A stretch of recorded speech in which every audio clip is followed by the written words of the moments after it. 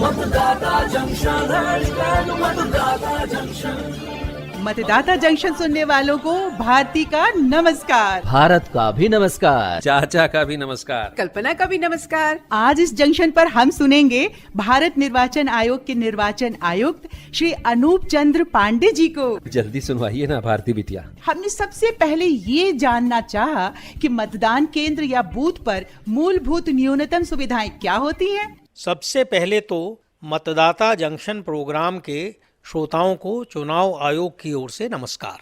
पहली महत्वपूर्ण बात तो ये है कि सभी मतदान केंद्रों पर मतदान कक्ष भूतल पर बनाए जाते हैं, जिससे कोई दिक्कत न हो। सुगमता से मतदान केंद्र में पहुंचने के लिए रैंप बना रहता है।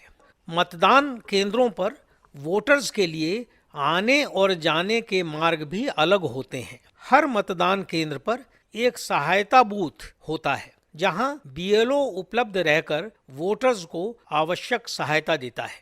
दृष्टिबाधित के लिए ईवीएम पर ब्रेल लिपि का अंकन और मूक बधिर मतदाताओं की मदद के लिए मतदान केंद्र पर प्रशिक्षित अधिकारियों की तैनाती। बस आपको मतदान के दिन अपने फोटो पहचान पत्र के साथ आकर मतदान करना है। भारती बिटिया जी, विशेष श्रेणी के वोटर के बारे में भी तो बताया ही होगा। तो आइए सुने क्या बताया है अनूप जी ने। अपने देश में चुनाव के लिए एक कानून है, जिसे हम लोक प्रतिनिधित्व कानून के नाम से जानते हैं। इसी कानून के तहत सर्विस वोटर यानी सेवा मतदाता तय होते हैं। अपने देश में लोक प्रतिनिधित्व कानून 1950 में 4 तरह के सेवा मतदाताओं का जिक्र है। सेंट्रल पैरामिलिट्री फोर्सेस यानी केंद्र सरकार के सशस्त्र बल, इनमें जो लोग काम करते हैं वे सेवा मतदाता हो सकते हैं। ऐसे लोग भी सेवा मतदाता हो सकते हैं जो किसी राज्य के सशस्त्र पुलिस बल में काम कर रहे हों, लेकिन उनकी तैनाती उस राज्य के बाहर हो। अब भारती बिटिया जी, पोस्टल बैलेट तो इन्हीं सर्विस वोटर्स के लिए ही तो होता है ना। आगे इसी बारे में बताया है श्री अनूप चंद्र पांडे जी निर्वाचन आयुक्त महोदय ने। हमारे सैनिक भाई, चुनाव ड्यूटी में तैनात कर्मचारी, देश के बाहर हमारे दूतावासों में काम कर रहे सरकारी अधिकारी या उनके पति पत्नी, ऐसे सभी लोग जो अपने यहाँ जाकर वोट नहीं दे सकते, जहाँ की वोटर लिस्ट में उनका नाम है, इसी बात को ध्यान में रखते हुए ये लोग चुनाव में पोस्टल बैलेट, डाक मतपत्र कहते हैं, के माध्यम से मतदान में भाग लेते हैं। इसके अलावा पोस्टल बैलेट पेपर का उपयोग कर वोट देने की श्रेणी में 80 वर्ष के ऊपर के वरिष्ठ नागरिक, 40% की विकलांगता से अधिक दिव्यांगजन और एसेंशियल सर्विसेज के कारण अनुपस्थित लोक सेवक तथा कोविड के रोगियों, इन चारों प्रकारों के मतदाताओं के लिए सरल तथा सहज मताधिकार प्रयोग करने के लिए पोस्टल बैलेट पेपर की सुविधा प्रदान की गई है। आयोग ने मतदाताओं को जागरूक करने के लिए इलेक्टोरल लिटरेसी क्लब अर्थात ELC के कॉन्सेप्ट को 2018 में लागू किया। अनूप चंद्र पांडे जी ने ELC के महत्व के बारे में क्या बताया, आइए सुनते हैं। इसके लिए निर्वाचन में एक विभाग भी है, जिसे स्वीप कहते हैं, यानी सुव्यवस्थित मतदाता शिक्षा एवं निर्वाचक सहभागिता।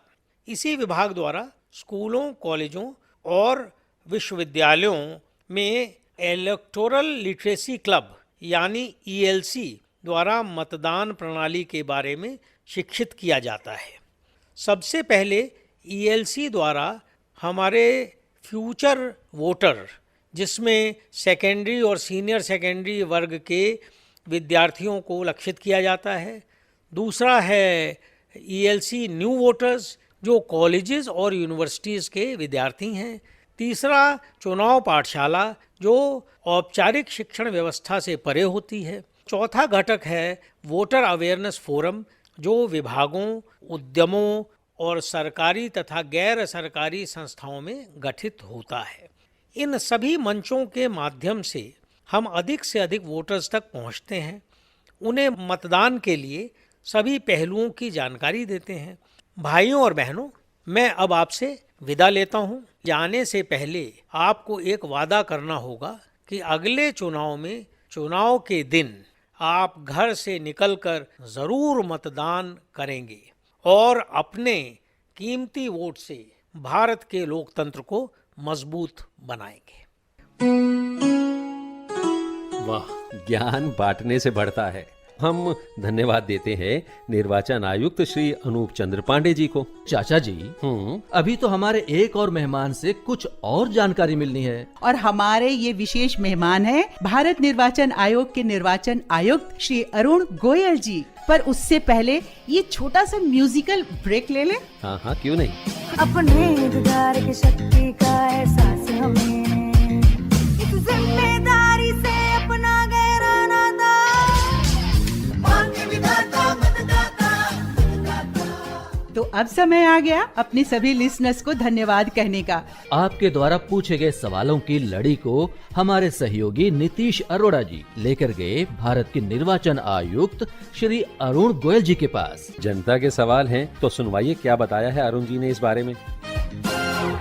सबसे पहला प्रश्न, बहुत सारे लोग ये जानना चाहते हैं कि आदर्श आचार संहिता किस उद्देश्य से लागू की जाती है। आम तौर पर लोगों की विपक्षी दलों या उम्मीदवारों की शिकायत रहती है कि जिस पार्टी की सरकार है उसको एक एडवांटेज मिल रहा है, एक फ़ायदा मिल रहा है, तो उस मकसद से जो माहौल है उसको सैनिटाइज करना, लेवल प्लेइंग फील्ड देना सभी पार्टियों को, और जो पार्टी सत्ता में है, सरकारी कर्मचारी हैं, जो सरकारी तंत्र है, उसकी कोई फ़ायदा ना उठा सके, ये इंश्योर करने के लिए हम आचार संहिता लागू करते हैं। जैसे ही चुनाव आयोग इलेक्शंस अनाउंस करता है उसी समय से ये आचार संहिता शुरू हो जाती है, और जब ये चुनाव प्रक्रिया समाप्त होती है, जो नॉर्मली नतीजे आने के अगले दिन होती है, तब तक ये आचार संहिता लागू रहते हैं। तो किन किन पर ये लागू रहता है आचार संहिता की अगर हम बात करें तो? सरकार, चाहे केंद्रीय सरकार हो चाहे राज्य सरकार हो, सरकार या सरकार के द्वारा सपोर्टेड किसी भी रूप में वो संस्थाएं जिनको सरकारी ग्रांट्स मिल रही हैं, उन सब के ऊपर यह आचार संहिता लागू होती है। दूसरा, जो राजनीतिक दल चुनाव लड़ रहे हैं वो और उनके नेताओं के ऊपर, क्योंकि आचार संहिता में कई चीज़ें ऐसी हैं कि कोई भी राजनीतिक दल या नेता एक दिए हुए जो कोड है उससे बाहर ना जाए। तीसरा, निर्दलीय उम्मीदवार या उनके जो पक्ष में कैंपेनिंग कर रहे हैं, उन सभी के ऊपर ये आचार संहिता लागू होता है। तो ये एक किस्म से नियम और नियमावली हुई। आम नागरिक इस उल्लंघन की जानकारी भारत निर्वाचन आयोग को कैसे दे सकते? सबसे सरल है कि जहाँ पे चुनाव हो रहा है वहाँ का जो रिटर्निंग ऑफिसर है या उस ज़िले में ज़िला चुनाव अधिकारी होता है, जो नॉर्मली कलेक्टर होता है, हर एक राज्य में चीफ इलेक्टोरल ऑफिसर होता है, उसको या सीधे हमें इलेक्शन कमीशन को दे सकते हैं। हमने एक ऐप शुरू की है, सी विजिल नाम के ऐप है ये, जो कोई भी व्यक्ति कहीं से भी जो भी उल्लंघन हो रहा है उसकी फ़ोटो या वीडियो अपलोड कर सकता है। जहाँ से वो अपलोड करता है उसका लॉन्गिट्यूड लैटिट्यूड हमारे पास आ जाता है। तो 100 मिनट के अंदर अंदर हमारे जो दस्ते होते हैं, स्पेशल फ्लाइंग स्क्वाड्स, वो वहाँ पे मौके पे जाके उसकी जांच करके आगे का जो एक्शन होता है वो लेते हैं। और शिकायतकर्ता को गुप्त रखा जाता है? बिल्कुल। भारत निर्वाचन आयोग इन उल्लंघनों का किस तरह से संज्ञान लेता है और क्या कार्रवाई करता है? जो कॉन्स्टिट्यूशन है, हमारा संविधान है, वो कहता है कि जो भारत में चुनाव होते हैं वो चुनाव आयोग की सुपरिंटेंडेंस, डायरेक्शन और कंट्रोल में होते हैं। तो इसका मतलब है जो भी अधिकारी चुनाव के साथ जुड़े हुए हैं वो उस वक्त चुनाव आयोग के डेपुटेशन में माने जाते हैं। तो उस प्रावधान को लेते हुए कोई भी सरकारी या अर्ध सरकारी कर्मचारी या सरकारी संस्थाओं से जो जुड़े हुए हैं उनके ऊपर हम कंसर्न संस्था को लेके डायरेक्ट एक्शन इंश्योर करते हैं। दूसरा, जब कोई भी राजनीतिक दल चुनाव संहिता का उल्लंघन करता है तो एप्रोप्रिएट एक्शन हम सीधा उसके खिलाफ लेते हैं। तीसरा, जो कैंडिडेट्स हैं उनकी डिस्क्वालिफिकेशन के प्रावधान है रिप्रेजेंटेशन ऑफ पीपल्स एक्ट में, डिफरेंट प्रोविजंस के तहत भारतीय चुनाव आयोग उनके खिलाफ एक्शन लेता है। आज इन्फॉर्मेशन के लिए सोशल मीडिया है, न्यूज़पेपर हैं, तो एक वोटर किस तरह से आइडेंटिफाई करे कि क्या सही है और क्या गलत है? आज के समय में जब इतने जगह से आपको न्यूज़ आ रही है तो रेगुलेटर की बजाय self regulation becomes more important. हमें सबसे पहले अपना माइंड लगाना चाहिए कि जो हम देख रहे हैं या सुन रहे हैं, ये पढ़ रहे हैं, इसका सोर्स क्या है। सोर्स से पता चलता है कि क्या उसके ऊपर विश्वास किया जा सकता है या नहीं। तो उसके बाद अगर कोई शक पैदा होता है तो हमें उस चीज़ को एक और सोर्स से क्रॉस चेक कर लेना चाहिए। तो ये हमारी कॉमन सेंस है। जैसे हम बाजार में कोई सामान खरीदने जाते हैं तो हम शक होता है कि इसका भाव ठीक नहीं या इसकी क्वालिटी ठीक नहीं, हम दूसरी दुकान पे भी जाते हैं, दूसरा सोर्स चेक करते हैं। उसी तरह किसी भी विचार को अपनाने के लिए हमने अपना माइंड अप्लाई करना चाहिए, हो सके तो उसके ओरिजिनल सोर्स पे जाना चाहिए। हर एक हमारा नागरिक जो है वो समझदार है, तो सबसे आखिरी टेस्ट है अपनी कॉमन सेंस। अब बात आती है मतदाता सूची की, उसमें नाम रहना या नाम कट जाना, इसकी जानकारी मतदाता को कैसे वो पता कर सकता है? देखिए, मेरा ख्याल है हर एक नागरिक को ये जरूर देख लेना चाहिए, अपने घर पे बैठे अपनी ऐप पे दे सकता है या पोर्टल पे जाके, कि क्या मेरी वोट के जो पर्टिकुलर्स दर्ज हैं वो सही हैं। अगर डिटेल्स में कोई भी आपको कमी लगती है तो हमारी सुविधा है ऑनलाइन भी और ऑफलाइन भी। फॉर्म 8 भर के जो भी चेंजेस आप चाहते हैं कोई गलत हैं, उसको विद डॉक्यूमेंट्री एविडेंस आप अपलोड करें तो वो चेंज हो जाती है। कोई भी चेंज वोटर लिस्ट में आपके प्रति अगर होगी तो आपको मोबाइल के थ्रू SMS या ईमेल के थ्रू जानकारी मिलेगी। जो ये नहीं कर सकते वो ऑफलाइन में हर एक एरिया का BLO है, उसको आप ऑफलाइन फॉर्म भर के दीजिए, वो ठीक करा के आपको देगा और उसको आप फिर चेक ऑनलाइन भी कर सकते हैं। निर्वाचन पहचान पत्र पाने के लिए मतदाता आवेदन किस प्रकार कर सकते हैं? देखिए, जो कोई अपनी नई वोट बनाता है, पहली बार वोटर लिस्ट में आता है, तो एपिक कार्ड उसको ऑटोमेटिकली पहुंच जाता है, या तो बाय पोस्ट पहुंचेगा या BLO उसके पास पहुंचा देता है। जिनकी वोट बनी हुई है और वो अपना एपिक कार्ड बनवाना चाहते हैं तो वो फॉर्म 8 भर के वो ऑफलाइन भी भरा जा सकता है, ऑनलाइन भी भरा जा सकता है, और हमारी एक और सुविधा है epic भी वोट जनरेट कर सकते हैं। सर, अगर वोटर स्लिप ही नहीं मिलती है वोट डालने के लिए तो उसके बाद मतदाता के पास क्या विकल्प रहता है?